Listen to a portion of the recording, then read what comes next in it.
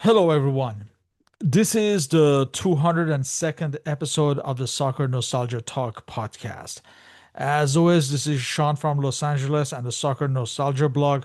For this episode, I welcome back Mr. David Stuart of the Scotland Epistles football magazine as we discuss his book, A celebration of Anglo-Scottish footballers, Scotsmen who've lit up English football. It's a book co-written with Mr. Robert Marshall. Welcome back, David. Thank you. Let's start off with the general definition of Anglo-Scots. I'm certain most people listening know what it is, but can you give a brief definition? It has changed over the years, but initially it was basically just Scots who left the homeland to play football in England. But by the 70s, the definition changed slightly because you had players who were born in England to Scottish parentage who played for the Scotland side, and they became Anglo-Scots as well. And now we're in the situation where it's people whose grandparents were Scottish are allowed in as well. So it's broadened out over the years. While your book deals with the post-war era, can you give an idea of the history of Anglo-Scots that were present in the 19th century and how they were generally viewed by the Scottish public up until we come to the end of the Second War? One of the things you can look at, I suppose, is Julian Fellowes' documentary, The English Game, which actually focuses on Scottish players. You know, it's Fergus Suter and Jimmy Love moving to Darwin in England. But the other main character is Lord Kinnaird, who, although born in England, was a Scottish lord. And I think that is indicative of the involvement of Scots at that point. Very much when the Scots moved down to England, like Suter was to become the first professional football player as such. But others were involved. The Preston North End side that first did the double with plenty of Scots in there. You look at the first Liverpool team, it was 11 Scots.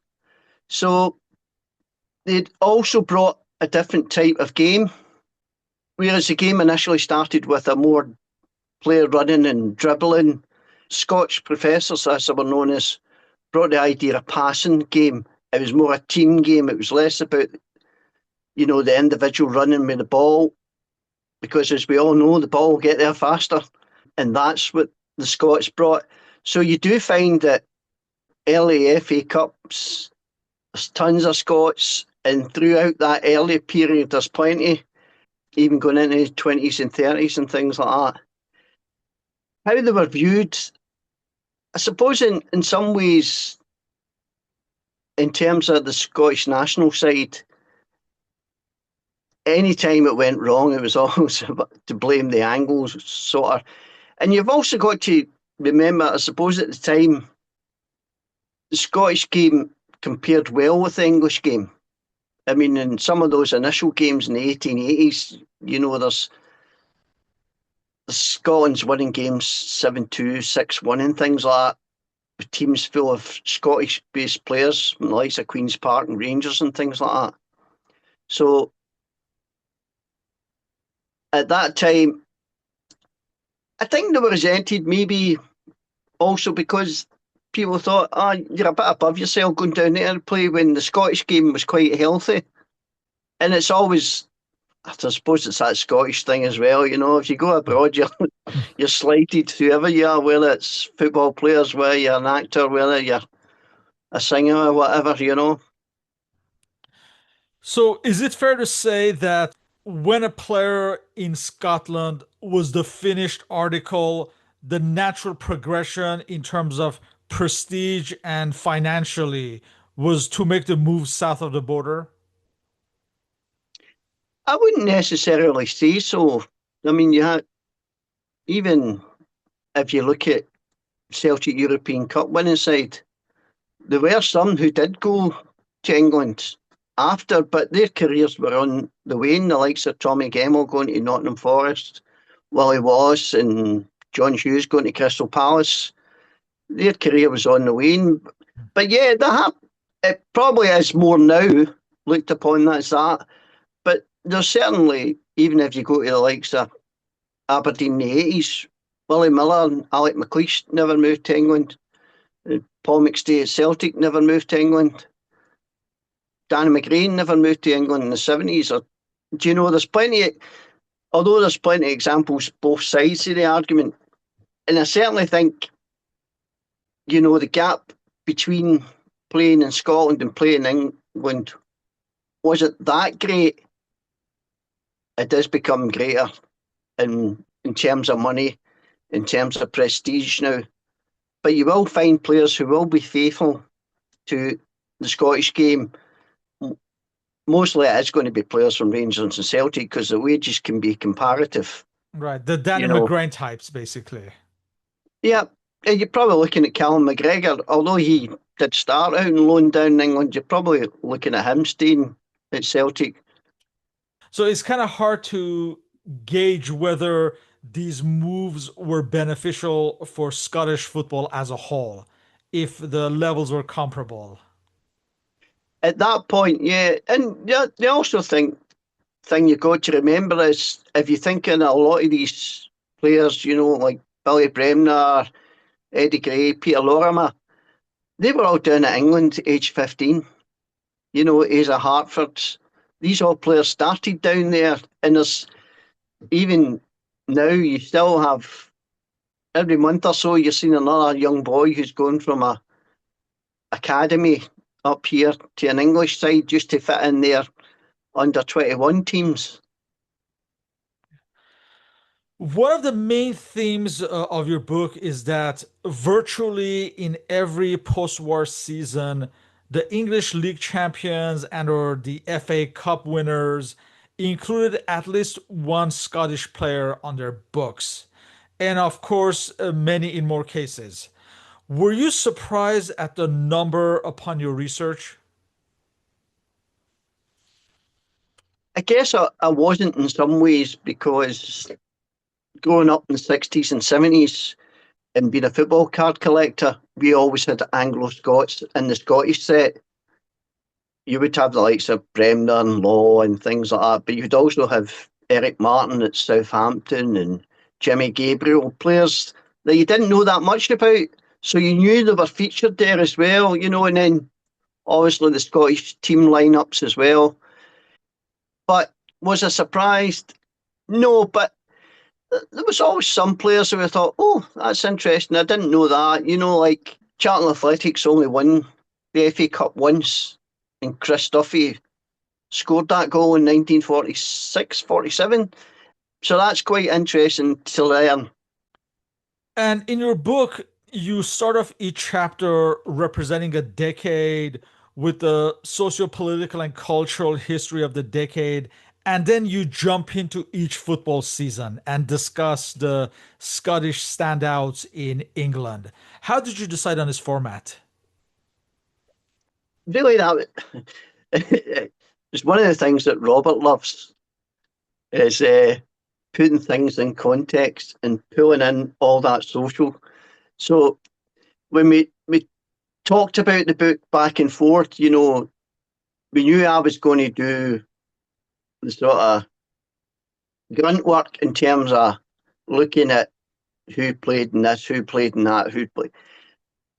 But Robert said, I would like to put those decades in context, and that's what he does, and that's part of what he loves. Do you know? I mean, Yeah. it's like each chapter starts with Robert doing that and that bit of humour, and then I think it gets a bit drier by the time I get into it, just because the facts are far too much. But Yeah. that's how we came about it. It was kind of, as I say, it was Robert, and that's what he loves to do. So I was quite happy to give him that. As we're transitioning from the late 1940s into the 1950s, there is the appointment of Matt Busby at Manchester United. Billy Little is winning the league title with Liverpool. Arsenal wins the league title with four Scots in the lineup, including Jimmy Logie and Alex Forbes. And as we reach the end of the decade, there are standout goalkeepers like Adam Blacklaw at Burnley and Billy Brown at Tottenham. So, in this era, what was the main impact of the Anglo Scots in the game? I think it's just the same as before. It's certain sections of a team. You would have Scottish players, and I think it's because also the conveyor belt of Scottish players that became available. Those young boys that you have to admire these guys that went down to England at age 15. You imagine that travel at that point. There's not many people going to travel far. If you're going on holiday, you're going to the Clyde side where we are today, but you're not travelling down to the south of England to go and join a football team. So each English side seemed to have scouts up here in Scotland, and as I say, for every one or two that makes it, there's no doubt four or five that didn't.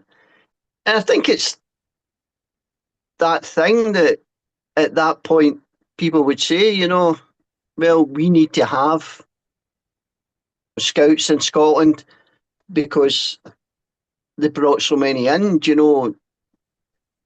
So I think the impact's the same, whether it's that period, where it's the 60s, the 70s, getting towards the 80s, not so much, and obviously now it's less, but what can you say was I don't know if you could pinpoint and say that was the biggest impact. You do have Matt Busby and things like that. You do have Bill Shankly coming in. You do have various managers over the place.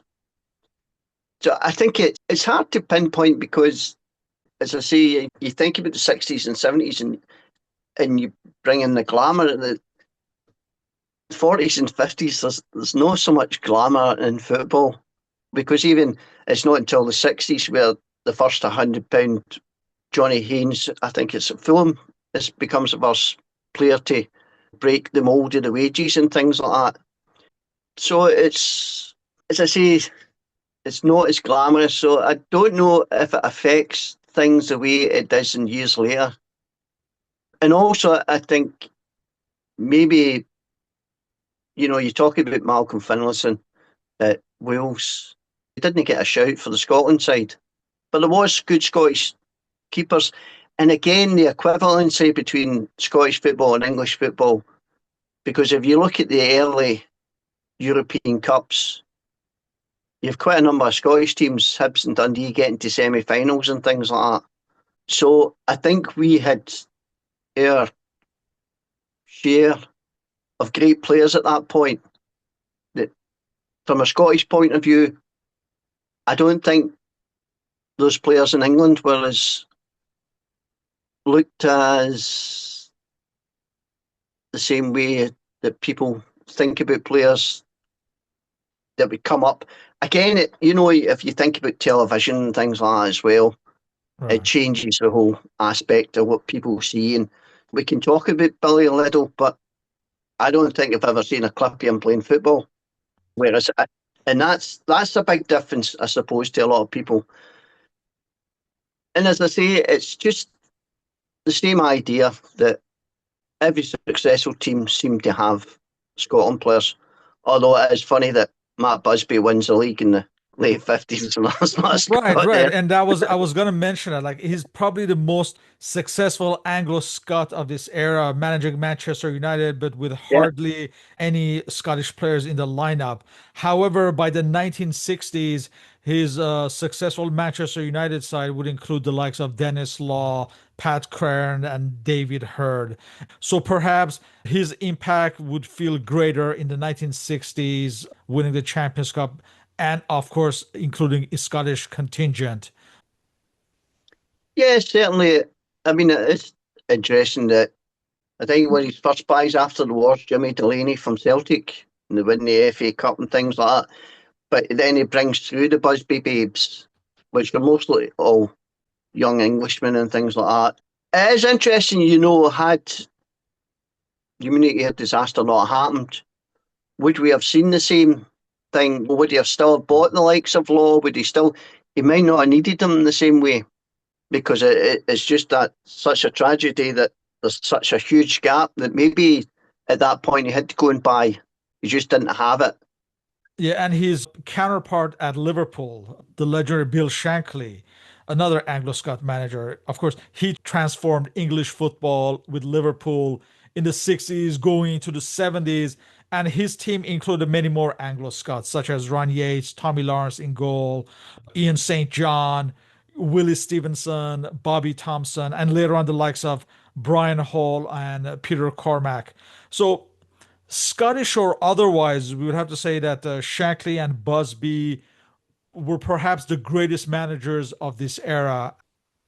You could say that. Well, you have to think that Bill Nicholson of Tottenham won the double in '61, so he has to look at it, and then you have Don Ravy coming in and Right. things like that. And Leeds, there's plenty of other shouts there. You even look at Alf Ramsey, who won the second With division, Ipswich, first yeah. division with Ipswich consecutively, and then goes on to win the World Cup. But they are among the big names, and I think also it's character and charisma that they had as well. They weren't just good managers; they were voices for football, voices for their town. Personalities, yeah. Yes, Another team with significant Scottish presence in English football history was Leeds United of the 60s and 70s. Like you mentioned, managed by Don Revie. Now, the team was led by the Anglo-Scot skipper Billy Bremner, and you also have the likes of Bobby Collins, Peter Lorimer, Eddie and Frankie Gray. Later on, you have Joe Jordan and Gordon McQueen. And the team battled for virtually every league title and every FA Cup and European Cup of that era, usually going far in all those tournaments, if not always winning. Despite being labeled a negative side, this team that was led by all these many Anglo-Scot, it's still regarded as influential in historical terms. yeah, I think so. I think you look back in that side, and it is interesting. The further we get away from them, the more people talk about dirty leads and things like that. And yeah, I think if you look at some of the football, some of the tackles, particularly if you look at the FA Cup replay, 1970 against Chelsea, you see plenty of tackles flying in from both sides. I mean, you've got to think that, yeah, Leeds were quite a dirty team, but most teams were at that point. You look at Chelsea, Ron Chopper Harris, you don't get that name for nothing. Norman Bite Your Legs Hunter, of course, is the same, isn't he? But I think football was tougher then as well. So it's hard to judge it, I think, and I think it's wrong to judge them and maybe think there was a lack of skill there because Eddie Gray is such a wonderful player. If you see some of the stuff that he does, same with Peter Lorimer, some wonderful goals. He, also, I mean, going back to Eddie Gray, you look at his career and you see the amount of times that he's out with injuries because he's getting thumped every time he plays. So I think it was a sign of the times. I don't necessarily think it's fair to completely say dirty Leeds. And in the 60s and 70s eras at London, at Tottenham, you have Dave Mackay and Alan Gilson. And Arsenal, you have goalkeeper Bobby Wilson, Frank McClintock, George Graham, Ian Erb, Eddie Kelly, Peter Marinello.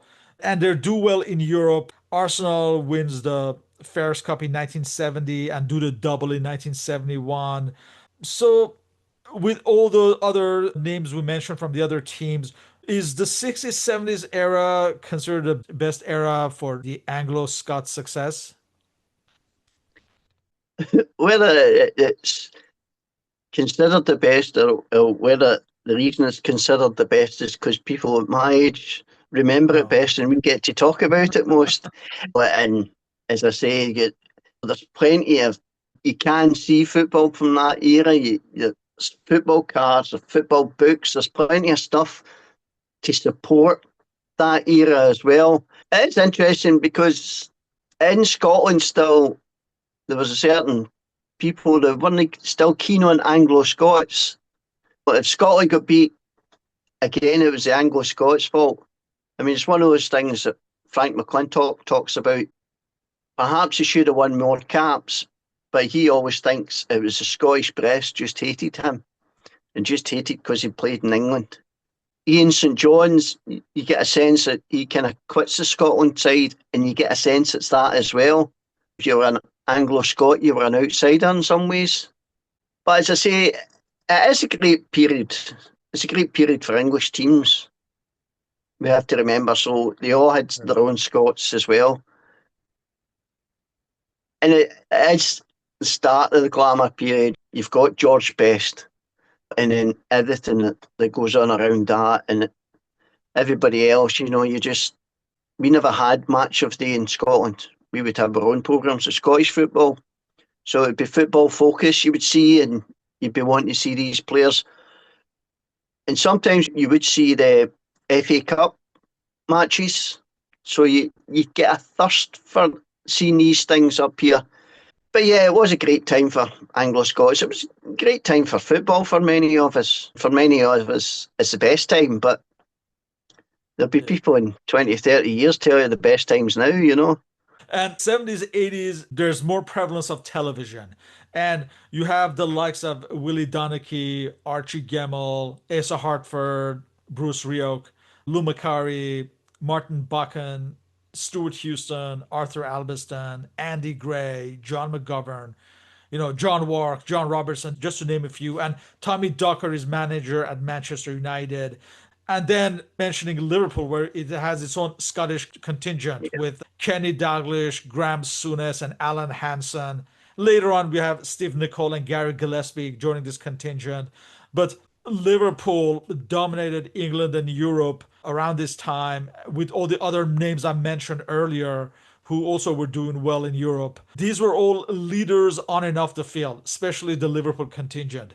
So, how significant is this era that culminated with so many Champions Cups and European trophies? And of course, there's the prevalence of television added to it.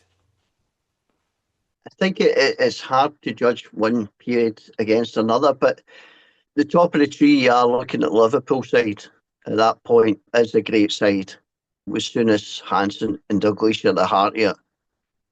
But there's plenty of others within that team contributing to that.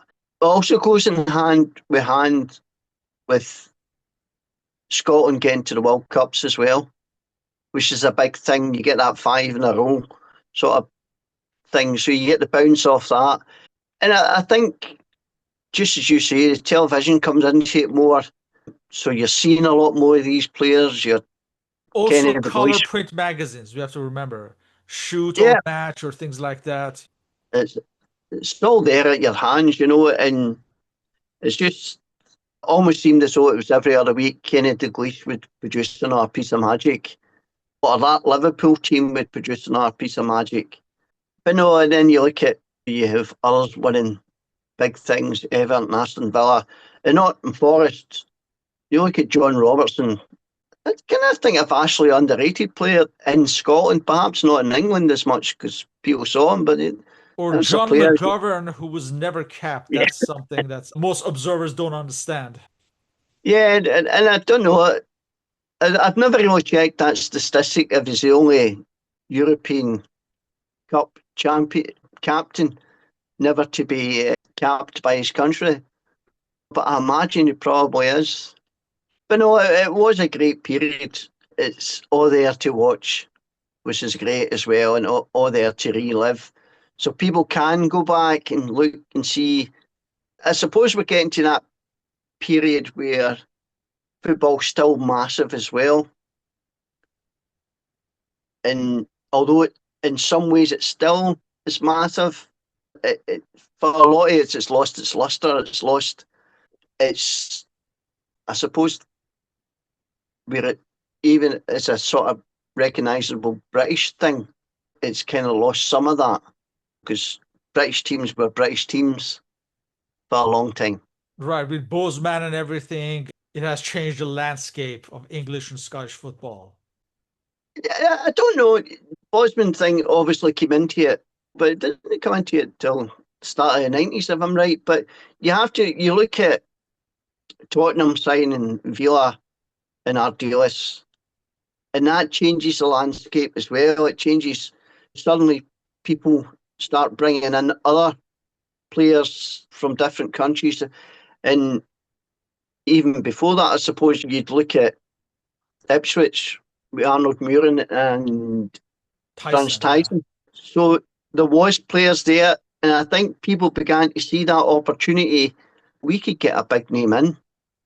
So even before Bosman, it was already in place. But Bosman ultimately changed.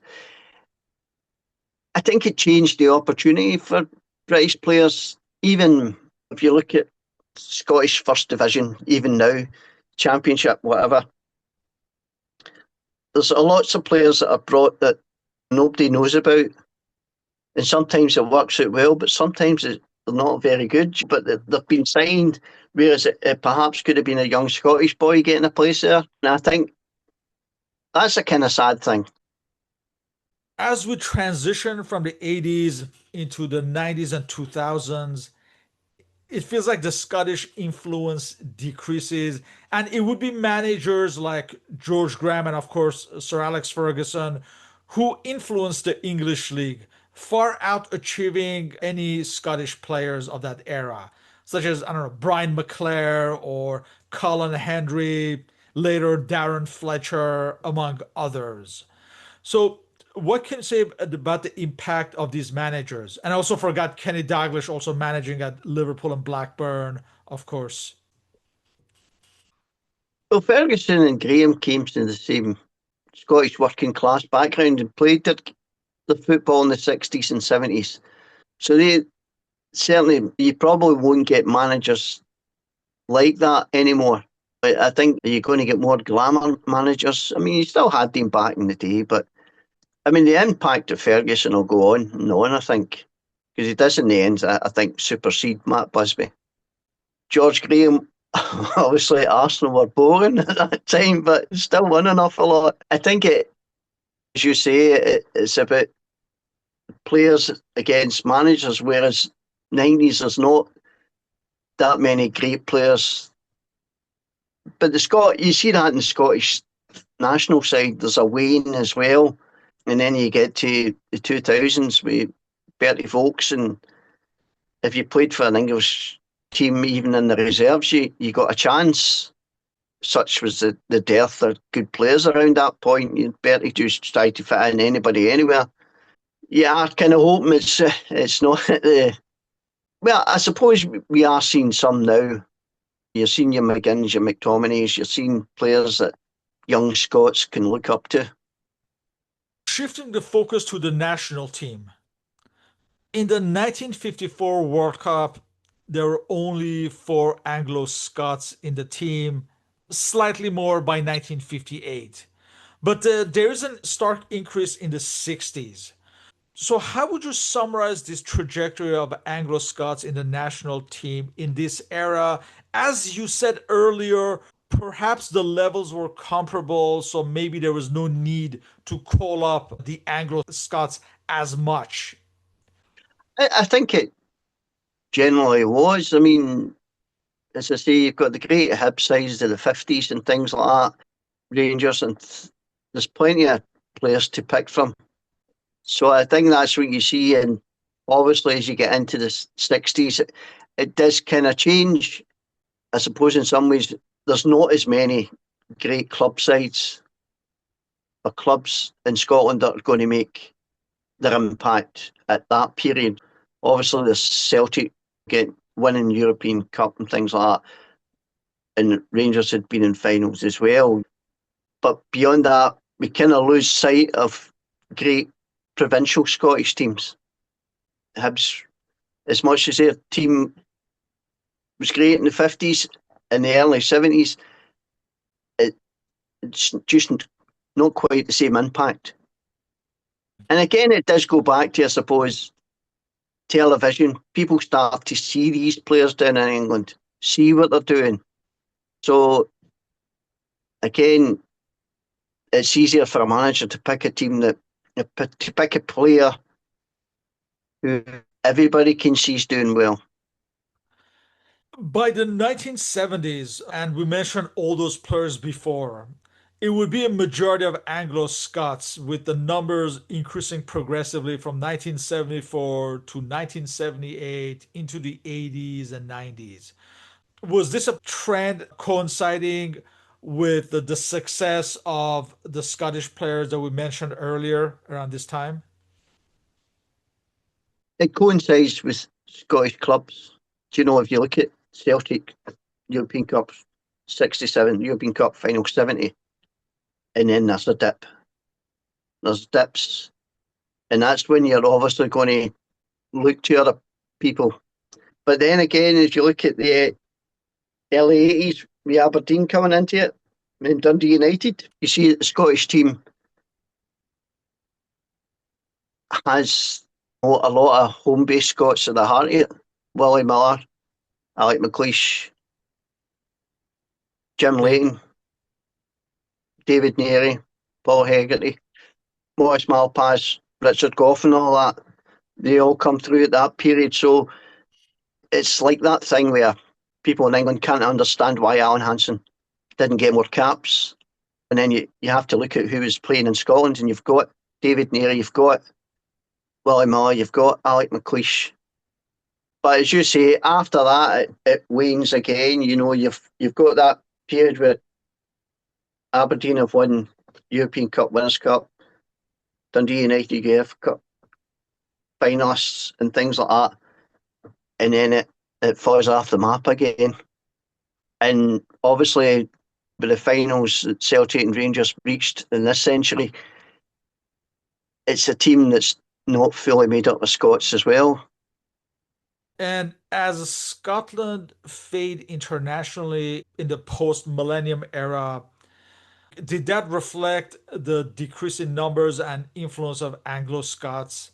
I mean, in these last few years, the main Scottish players playing at the top level include Andy Robertson at Liverpool, Scott McTominay, John McGinn, and to an extent, Billy Gilmore.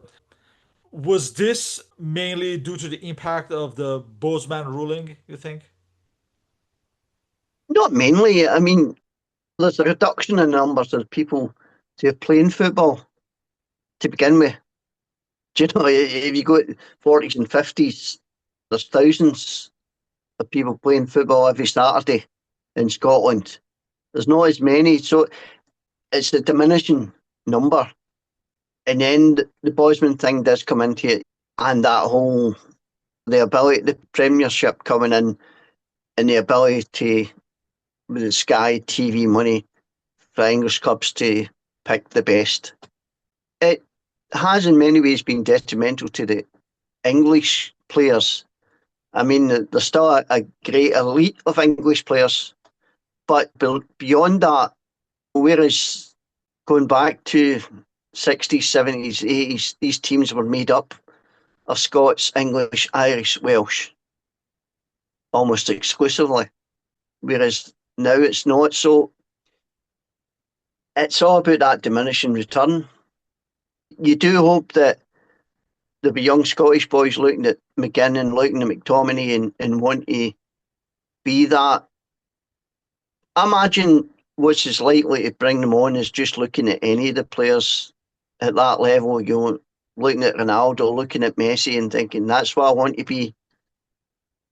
So there's maybe not as many Scottish heroes, but there's plenty of heroes out there for people to emulate. Who are some of the Anglo Scots that you feel have been underrated and deserve further recognition? It seems like Mr. Marshall's chapter on seaside celebrities and yours on cult heroes is a reflection of that. Yeah, I think it was one of those frustrating things about writing the book was suddenly realising I'd always intended to do cult classics, uh, but it was kind of based on the BBC book about cult players and a nationwide vote they had on these cult players.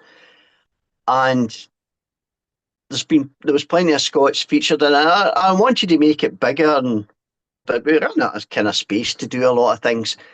So it's one of the only two places where Willie Morgan gets a mention, because his time with United weren't very successful, although he captained the side that won the second division.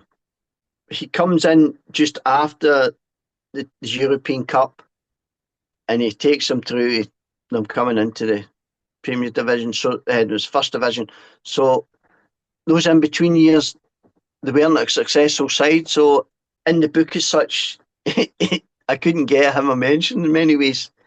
And yet, as I explained in the cult players, but sometimes it's the player that takes you through those bad periods that's your biggest heroes. The guys that turn up, that make you want to turn up every Saturday, and you catch a glimpse of, and your team might be rotten, but that 5 minutes of magic for the likes of Willie Morgan meant everything.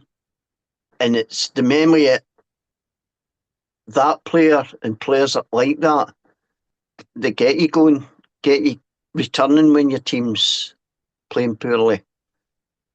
I mean, there's tons of players. I mean, one of the players that the other part of the book's the 500 plus games.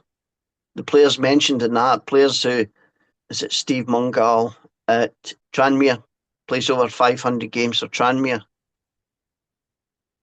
That's wonderful. I mean, played 30 odd games for Motherwell, I think, as well. But for the unknown Scots who played over 500 games in English League football, I felt they had to get a mention as well.